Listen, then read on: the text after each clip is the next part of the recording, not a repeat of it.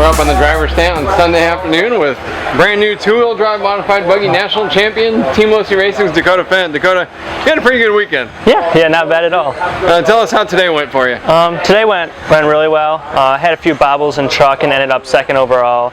I'm still happy with that. And then buggy, I qualified third and then won the first 2As, so that was definitely the highlight of the weekend. Not many times we see a third qualifier win, especially in a AAA main format, when you've got to get by two people, at least twice to take the win. So was it maybe kind of a benefit being able to see what the pace of the two cars running in front of you was and be more aggressive as opposed to just trying to defend your position? I just at the start just stayed behind them and just tried to stay close to them and then wait for any mistake to get by or if they crashed. And that's what happened in the first main and the second main. And then once I got out front, just staying consistent and just maximizing my lines and not make any mistakes. Is it hard not to kind of freak out when you're in third like that? Especially if they've pulled out a little bit of a gap where you're not really in striking distance, but then disaster strikes, they both go flying off the track and all of a sudden you're driving down the back straightaway with the lead. Yeah, I did not expect that in A1. I think I had one crash in there and a few little bobbles, and I was kind of all by myself in third. And I just got lucky that they both crashed in the same spot at the same time, and I was able to get by. In both main events even. Yeah. So. I think in the same spot too. And it's just kind of, we heard some people saying it's kind of like you got gifted that position just because it, wasn't really anything that you could have done about it. They just crashed out of the way, but at the same time, you still had to be in that position in order to take advantage. Yeah, I had to be within striking distance of them, and then this track is really hard to pass on in the first place. It's kind of one line and flowing, so it's hard to make a clean pass. And we see a lot of drivers up here on the driver's stand.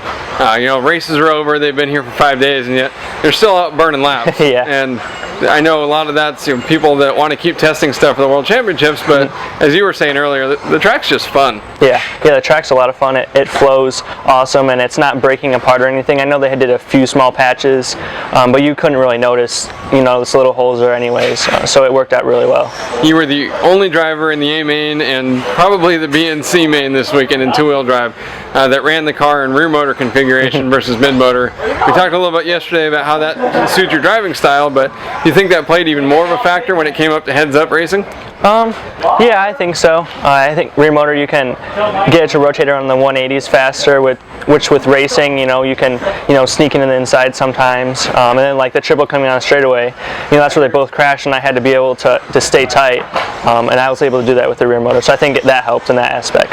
And they both crashed on the same jump both times, but we didn't really see a whole lot of crashing over the jumps this weekend. Partially just because the drivers were doing so well, but also the track was just pretty well built. Yeah, the track was really well built. I can tell they put a lot of time into it, and they're out here every night after the races are over, and then in the morning fixing everything that needed fixed. They did a great job. What do you think of the facility in general? A-Main Hobbies built this place specifically just to run events like this, so everyone seemed pretty happy with it. Yeah, they did an awesome job. This driver's stand, just looking at it, this is awesome. I've never seen a driver's stand like this. Yeah, it's awesome. Yeah, and we actually had an air-conditioned media room downstairs with Wi-Fi. So, but also all of the out-of-town drivers can't obviously bring an Easy Up with you from Michigan. Yeah. But you have a covered pit area to sit in and everything. Yeah, it's really nice here. You come back in a month from now for the World Championships. It won't be your first Worlds, but perhaps the best chance that you've had going in. Yeah, I think so for sure. I've definitely improved from Finland back in 2011. And what are you looking for specifically? Do you have any big goals for that race? Is it, be competitive, try to make the main, see how you stack up, or, is Dakotah Phend showing up to win the 2013 Worlds? I'd love to win, and I made the mains 2 years ago, so I know I can do that. And I won Buggy this year's at Nationals, so I know I have the speed. But I'm just going to try to go out there open-minded and just have fun and just do my best, and that's all I can do. We've heard from a lot of the drivers this weekend with the track being so fast, so high grip, so many big obstacles that you really have to be committed, for every corner, every lap.